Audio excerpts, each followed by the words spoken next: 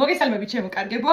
ამ ვიდეოში მინდა გაგიზიაროთ როგორ ვამზადებ ბულგარულს ნიგზით და რაც ყველაზე მთავარია, გაგიზიაროთ ჩემი მეთოდი, როგორ წვავ ბულგარულს. სხვათა შორის დღეს პირველად მოვამზადე ამ მეთოდით და ძალიან კარგი გამოვიდა, არის ძალიან მარტივი და აუცილებლად უყურეთ ვიდეოს და გამიზიარეთ თქვენი აზრი, თქვენ თუ ამზადებთ ესე და როგორ მოგწონთ.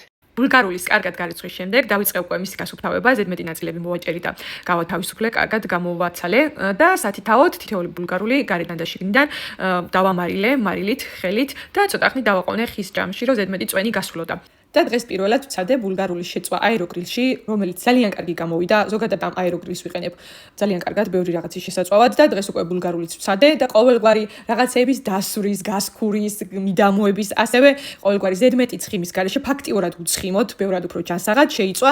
ძალიან კარგად ვიდეოშიც დარწმუნებული ვარ ჩანს და მიხვდებით, რომ ძალიან კარგი მეთოდია და აუცილებლად თუ ჯერ არ გიცდიათ, ცადეთ ამ მეთოდით შეწვა.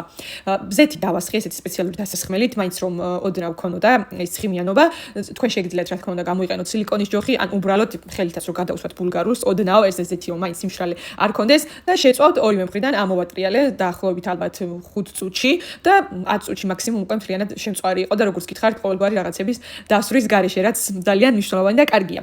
რაც შეეხება გულსარცს, ვამზადებ ნიგოზე დავაბლენდერე, დავუმატე რამდენიმე კბილი ნიორი, ასევე დავუმატე სუნელებიდან ქინძი, უცხო სუნელი, ყვითელი ყვავილი, წიწაკა და ძმარი, რაც აუცილებელია იმერული კერძების მთავარი შიშხათი და მშვენება, ასე თქვა და შემდეგ გარჩეული მქონდა ბროწეული, ასევე რასაც ყოველთვის ვაკეთებთ ხოლმე დედასგან მაქვს ნასწავლი და მგონია რომ ძალიან ბევრი აკეთებს ესე იმერლები განსაკუთრებით, ანუ გულსარცს ძალიან კარგად ხელით, ესეთ ნიგზიან გულსარცს ვზელთ, რომ უფრო კარგად უჩნდება გემოებიც და რაღაცნაირად უფრო კარგი გამოდის და შემდეგ დავუმატე უკვე მწვანილი და ბროწეული. მწვანილებიდან ვიყენებ ქინძს, ცოტა ოხრახუშს და ასევე ცოტა კამას. შემდეგ უკვე გავჭერი ბულგარულები შუაზე, მთლიანად არ გამოვტენე, ადრე ეგრე ვაკეთებდი ხოლმე და მგონია რომ ესე უფრო კარგია, რაღაცა ლამაზიც არის და უფრო ისეთია, მისართმევადაც მარტივი, მთლიან ბულგარულთან შედარებით.